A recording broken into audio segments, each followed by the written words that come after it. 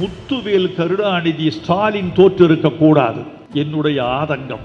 நன்மை செய்து தீமை வாங்குகிற இதயத்தை கவிஞன் கேட்கிறான். தமிழகம் எங்கும் கிளைகள் கொண்ட Annamal institute of hotel management and hospital management படிப்பில் சேர்வதற்கான அட்மிஷன் நடைபெறுகிறது.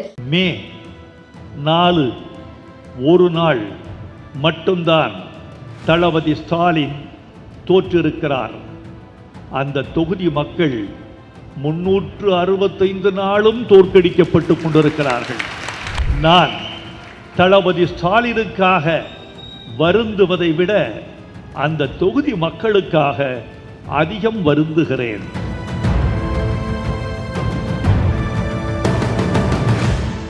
திமுக கூட தோற்கலாம்.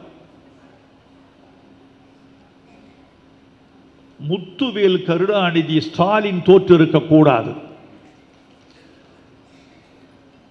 நிலா தேயலாம், வானம் தேய்ந்து விடக்கூடாது.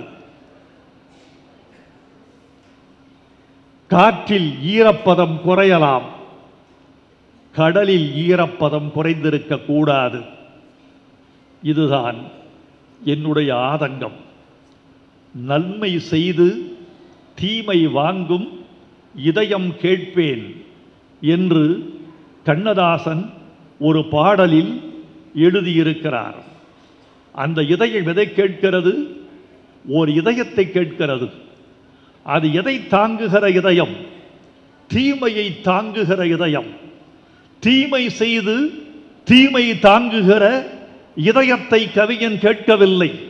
நன்மை செய்து தீமை வாங்குகிற இதயத்தை கவிஞன் கேட்கிறான்.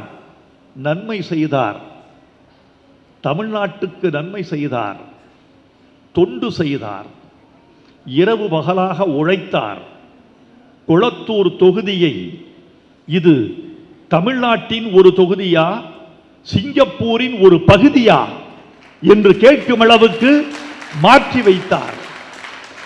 அவர் தோற்கடிக்கப்பட்டார் என்றால் தமிழச்சாதியின் நன்றி உணர்ச்சியின் மீது நமக்கெல்லாம் சந்தேகம் வருகிறது.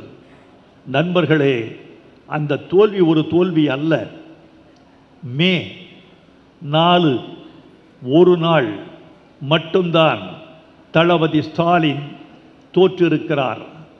அந்த தொகுதி மக்கள் 365 நாளும் தோற்கடிக்கப்பட்டு கொண்டிருக்கிறார்கள்.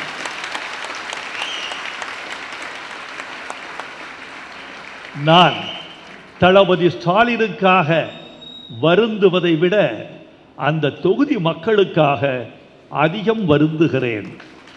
ஆனாலும் அந்த தொகுதி மக்கள் தமிழர்கள் என்பதனாலும், தமிழ்நாட்டு எல்லைக்குள் குடியிருக்கிற வாக்காளர்கள் என்பதனாலும், தமிழ்நாட்டின் சகல உரிமைகளையும் அனுபவிக்க உரிமை பெற்றவர்கள் என்பதனாலும் அவர்கள் அப்படி வாடிவிடக் கூடாது என்று ஒரு கவிஞனாக, எழுத்தாளனாக, சக குடிமகனாக அந்த மக்கள் துன்பப்படக்கூடாது என்றும் நான் விரும்புகிறேன். தோழர்களே, தமிழகம் எங்கும் கிளைகள் கொண்ட Annamal institute of hotel management and hospital management படிப்பில் சேர்வதற்கான அட்மிஷன் நடைபெறுகிறது.